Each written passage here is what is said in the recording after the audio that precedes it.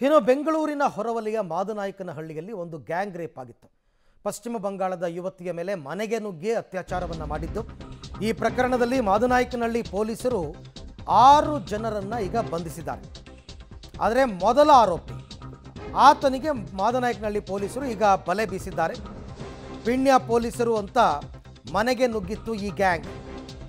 ನಿಮ್ಮ ಮನೆಯಲ್ಲಿ ಗಾಂಜಾ ಮತ್ತು ವೇಶ್ಯಾವಾಟಿಕೆ ನಡೀತಾ ಇದೆ, ಗಾಂಜಾ ಕೊಡಿ ಇಲ್ಲ 1 ಲಕ್ಷ ಹಣ ಕೊಡಿ ಅಂತ ಕೇಳಿದ್ರಂತೆ.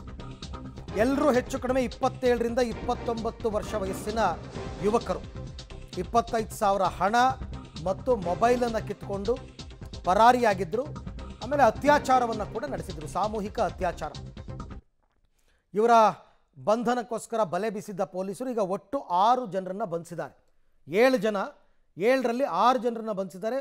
ಮೊದಲ ಆರೋಪಿ ಆತ ತಲೆ ಮರೆಸ್ಕೊಂಡಿದ್ದಾನೆ, ಆತನ ಬೆನ್ನು ಬಿದ್ದಿದ್ದಾರೆ ಸದ್ಯಕ್ಕೆ ಪೊಲೀಸರು. ಈಗ 6 ಜನ ಅವರು ಪೀಣ್ಯ ಪೊಲೀಸರು ಅಂತ ಮನೆಗೆ ನುಗ್ತಾರೆ, ನಾವು ಪೊಲೀಸ್ನವರು ಅಂತ.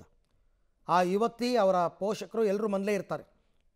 ಆ ಸಂದರ್ಭದಲ್ಲಿ ನಿಮ್ಮ ಮನೆಯಲ್ಲಿ ಗಾಂಜಾ ಮಾರಾಟ ಮಾಡ್ತಾ ಇದ್ದೀರಾ, ವೇಶ್ಯಾವಾಟಿಕೆ ನಡೀತಾ ಇದೆ, ಗಾಂಜಾ ಕೊಡಿ ಇಲ್ಲ 1 ಲಕ್ಷ ಕೊಡಿ ಅಂತ ಹೇಳಿದ್ರಂತೆ. 25,000 ಹಣ, ಒಂದು ಮೊಬೈಲ್ ಕಿತ್ಕೊಂಡು ಪರಾರಿಯಾಗಿದ್ದರು. ಅದರಲ್ಲಿ ಈಗ 6 ಜನರನ್ನು ಬಂಧಿಸುವಲ್ಲಿ ಪೊಲೀಸರು ಸಫಲರಾಗಿದ್ದಾರೆ.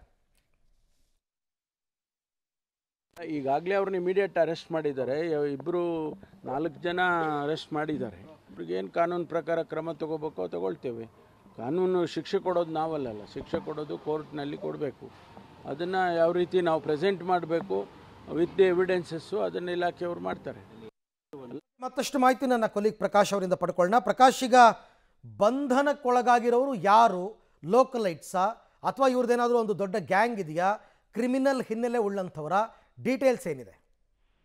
ಅರವಿಂದ್, ಈ ಪ್ರಕರಣ ನೋಡಿದ್ರೆ ಇದೊಂದು ರೀತಿ ಗ್ಯಾಂಗ್ ಅಂತಾನೆ ಹೇಳ್ಬೋದು. ಇವರು ಸುಮಾರು 7 ಮಂದಿ ಒಂದು ಪ್ರೀ ಪ್ಲಾನ್ ಅನ್ನ ಮಾಡಿರುವಂತದ್ದು. ಏನು ಮೊನ್ನೆ ರಾತ್ರಿ 9:30ಗೆ ಆಕೆ ಸಂತ್ರಸ್ತೆ ಇದ್ದಂತ ಮನೆಗೆ ನುಗ್ತಾರೆ. ಈ ಸಂದರ್ಭದಲ್ಲಿ ಅವರು ಪೀಣ್ಯ ಪೊಲೀಸರು ನಿಮ್ಮ ಮನೆಯಲ್ಲಿ ಗಾಂಜಾ ಮಾರಾಟ ಮಾಡ್ತಾ ಇದ್ದೀರಾ, ಅದಲ್ಲದೆ ನೀವು ವೇಶ್ಯಾವಾಟಿಕೆ ದಂಧೆಯನ್ನು ನಡೆಸ್ತಾ ಇದ್ದೀರಾ ಅಂತೇಳಿ ಸಾಕಷ್ಟು ರೀತಿಯಲ್ಲಿ ಎದುರಿಸಿರುವಂತದ್ದು. ಏನು ಮೊದಲಿಗೆ 5 ಜನ ಆರೋಪಿಗಳು ಮನೆಗೆ ಹೋಗ್ತಾರೆ. ಆ ಸಂದರ್ಭದಲ್ಲಿ ಆಕೆ ಗಂಡನಿಗೆ ಒಂದು ಹೊಡೆದಿರುವಂತದ್ದು, ಮತ್ತೆ ಅದಲ್ಲದೆ ಆತನನ್ನ ಬಾತ್ರೂಮಲ್ಲಿ ಕೂಡ ಹಾಕಿ ತದನಂತರದಲ್ಲಿ ಏನು 25,000 ಹಣವನ್ನ ಕಿತ್ಕೊಂಡಿರುವಂತದ್ದು ಮತ್ತು 2 ಮೊಬೈಲ್ಗಳನ್ನ ಆರೋಪಿಗಳು ಕಿತ್ಕೊಂಡು ನಂತರದಲ್ಲಿ ಮದ್ಯಪಾನದಲ್ಲಿ ಮತ್ತಿನಲ್ಲಿದ್ದಂತ ಯುವಕರು ಎಲ್ಲ ಸುಮಾರು ಒಂದು 25ರಿಂದ 29 ವರ್ಷದ ಯುವಕರು, ಈ 6 ಜನ ಯುವಕರು ಇರುವಂತದ್ದು. ಏನ್ ಹೇಳಿದ ನಂತರದಲ್ಲಿ ಆಕೆ ಸಂತ್ರಸ್ತೆ ಸಾಕಷ್ಟು ರೀತಿಯಲ್ಲಿ ತೀರಾಗಡೆ ನನ್ನ ಬಿಟ್ಬಿಡಿ ಅಂತ ಹೇಳ್ತಾರೆ. ಆದ್ರೆ ಆತ ಮನಸ್ಸ ಇಚ್ಛೆ ಹಲ್ಲೆಯನ್ನ ಮಾಡಿ ಸಾಮೂಹಿಕವಾಗಿ ಅತ್ಯಾಚಾರವನ್ನ ಮಾಡಿದ್ದಾರೆ ಅಂತ ಹೇಳಿ ಆಕೆಯೇ 112ಗೆ ಫೋನ್ ಮಾಡಿ ಈ ಘಟನೆ ವಿಚಾರವನ್ನ ತಿಳಿಸಿರುವಂತದ್ದು. ಸ್ಥಳಕ್ಕೆ ಮಾದನಾಯಕನಹಳ್ಳಿ ಪೊಲೀಸರು ಕೂಡಲೇ ಹೋದಾಗ